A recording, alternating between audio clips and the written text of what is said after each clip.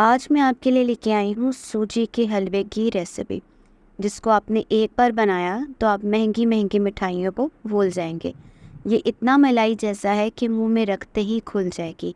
तो अस्सलामु अलैकुम। आज हम ट्राई करने वाले हैं सूजी का हलवा।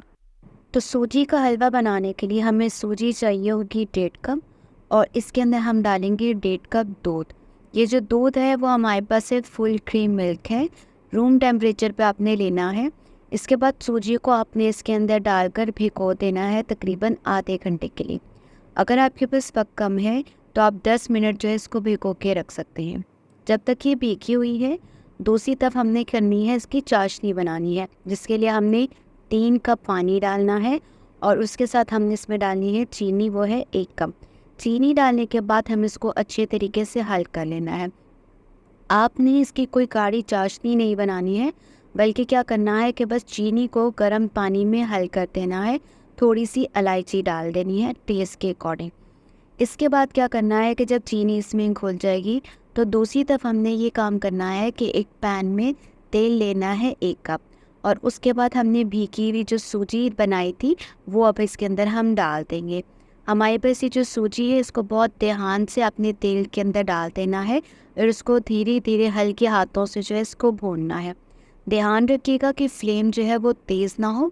फ्लेम तेज़ होने से ये एकदम जो है अपना कलर बदल देगी, मगर जो है वो इसका जो जो फ्लेवर होता है वो कच्चा आपको फील होगा। अब आपने क्या करना है कि इसको हल्के हल्के हाथों से और हल्के हल्की फ्लेम पे जो है इसको अच्छे तरीके से भून लेना है। जब ये अच्छे तरीके से भून जाएगा, इसके बाद आपने इसमें डालने हैं ड्राई फ्रूट्स। अगर आपके पास ड्राई फ्रूट्स अवेलेबल हैं तो आप डाल दीजिएगा, नहीं तो आप इसको स्किप कर दीजिएगा। ड्राई फ्रूट्स डालने के बाद इसको अच्छे तरीके से रोस्ट करेंगे। इसके बाद जो चाशनी हमने बनाई है वो हम डालेंगे। अब आपने क्या करना है कि ध्यान रखना है कि एकदम सारी चाशनी नहीं डालनी। एक हाथ से आप घोलते चले जाएंगे और दूसरे हाथ से आपने जो है वो चाशनी डाल देनी है, और मुसलसल आपने जो है इसमें चम्मच हिलाते चले जाना है। फ्लेम का ध्यान रखिएगा कि जो फ्लेम है वो लो होना चाहिए, क्योंकि ज़्यादा फ्लेम जो है वो उसको एकदम गाढ़ा कर देगा और सूजी जो है वो सही तरीके से पकेगी नहीं, बल्कि जल्दी फूल जाएगी। मुसलसल आप चम्मच हिलाते चले जाएंगे और आहिस्ता आहिस्ता आप ये देखेंगे कि जो ये हलवा है वो गाढ़ा होना शुरू हो जाएगा। जैसे ही आपको लगेगा कि जो है वो हलवा गाढ़ा होना शुरू हो गया है, तब आपने चम्मच बिल्कुल नहीं रोकना और मुसलसल आपने हिलाते चले जाना है।